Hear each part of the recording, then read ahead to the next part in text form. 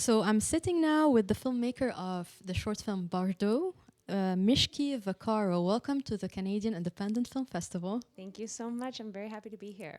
We're very happy to have you. Let's start with your background as a writer.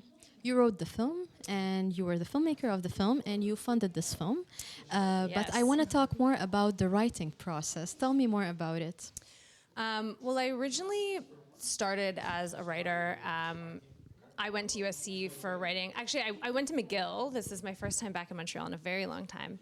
I went to McGill and I studied cultural studies, which was basically film studies and media theory. And I kind of fell in love with analyzing films. And I thought for a moment I would be an academic. And after I graduated, I worked a little bit in journalism. And I ended up getting into USC, the University of Southern California, where I did my MFA. So for 8 and a bit years, I was living in Los Angeles and working in Hollywood. So I worked in feature film development and then television development and production, and ended up working for an amazing exec producer and moved on to one of his shows that he was executive producing as the writer's assistant. And from there, wrote an episode and got managers and started sort of pitching stuff around town. And that was my background. And I made the decision basically to start directing as sort of a result of industry changing, really. I'd split with my managers and I was sort of like, what does it look like if I still continue down this path? And I realized that I'd actually had a very narrow sense or narrow identity as a writer. And that if I was going to continue in sort of entertainment as a whole, that I wanted a lot more ownership and a lot more freedom, basically. And that is really why I wrote and decided to produce and direct this film.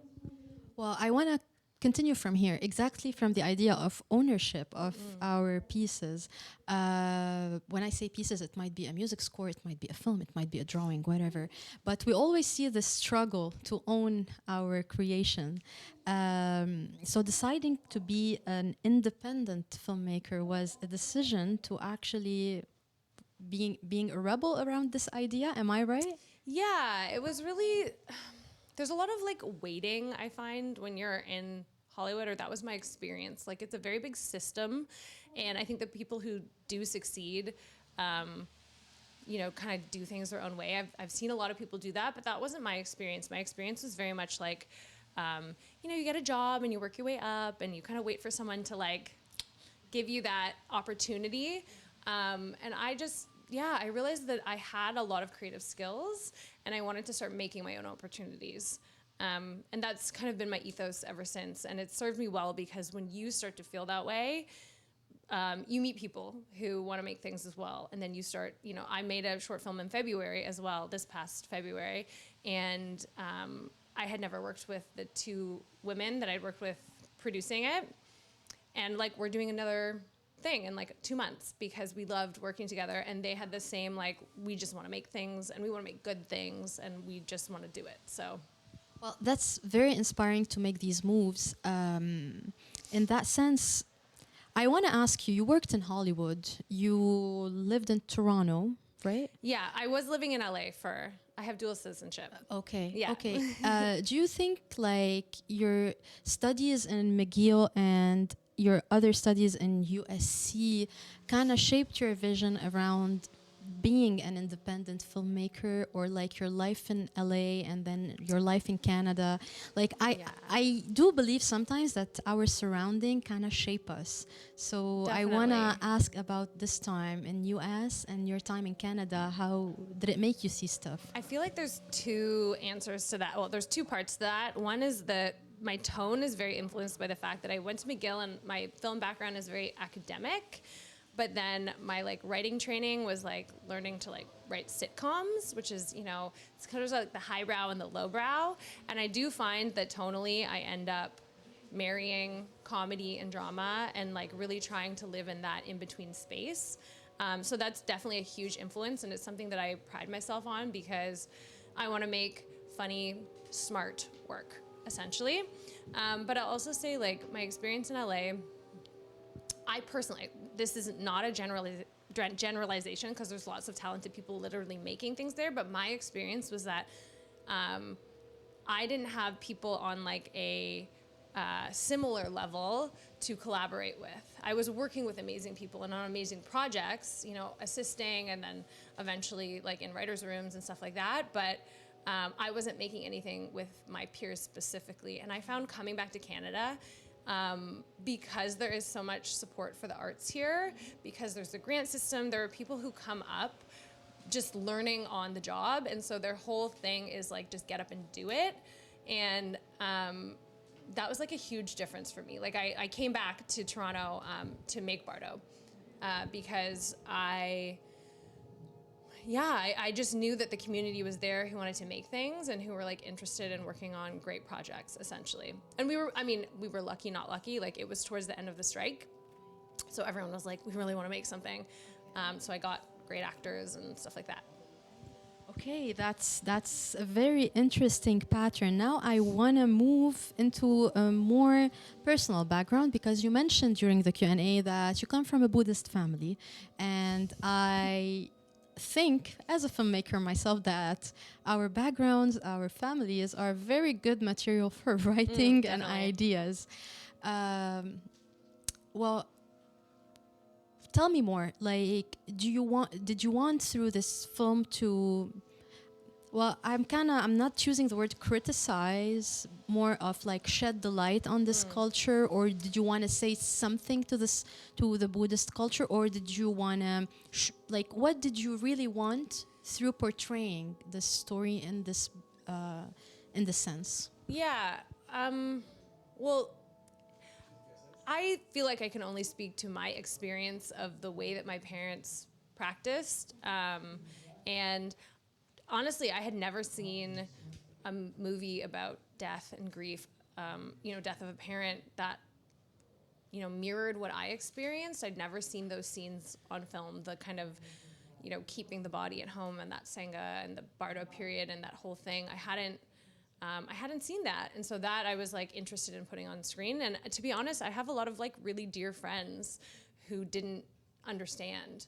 I mean, like I told them what was happening, but they kind of like, in one ear out the other sort of thing. And when they saw the film, they were like, oh my gosh, I feel like I really understand more of what you were going through and what that experience was like, because I think it is incredibly different than most cultures or religions or families generally handle the topic. I don't think, I wasn't really trying to make a statement on Buddhism in general. Although I do think, is my personal belief, that, there should be more like reverence for this process of death and dying. This is gonna sound very strange, but I saw the movie Midsommar. And it was like, I saw it shortly after my mom died, and I thought it was like beautiful and moving, because here was a community of people who were facing death head on together. The way they were doing it was like, kind of wacko, but they were facing it head on together, and they were feeling with and for each other. So that scene where Florence Pugh is like on the ground and the women are like heaving in her grief with her. To me, I was like, I actually thought that was really beautiful. Because it means that the community is really acknowledging what this person is going through and like being with them through that. And I think grief can feel very, very lonely. And it's something, that was something that was great about what we did, where we did keep my mom at home, and the house was filled with people. People would come by and visit, and, it gave people who weren't in town a chance to come drive down if they wanted to. It definitely surreal. I mean, there was bizarre aspects to what we did as well in my experience, but yeah, it allowed for a transition for the people who were left behind as well. It's this idea of like the spiritual transition for the person who has passed away, but it is also, it's a little bit like the Jewish tradition of sitting Shiva, where you sit with the family and then you're part of this transitionary,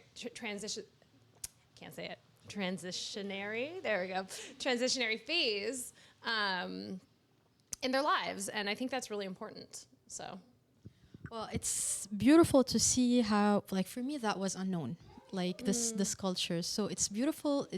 It shows me how cinema sometimes can show you something in a very simple way to make you understand stuff. And thank you for sharing that through your film. I want to ask you one last question, and I want to go back to your writing and your directing profile. Because you worked as a writer for a long time before you decided to take the lead on making your own film, tell me how, well, as a writer, sometimes your job stops on the paper. You don't interfere in the production. Some writers are lucky enough to be able to, but, well, that's rare. So how was this transition from papers to the camera, to the montage, to all of that? It's really changed the way that I write.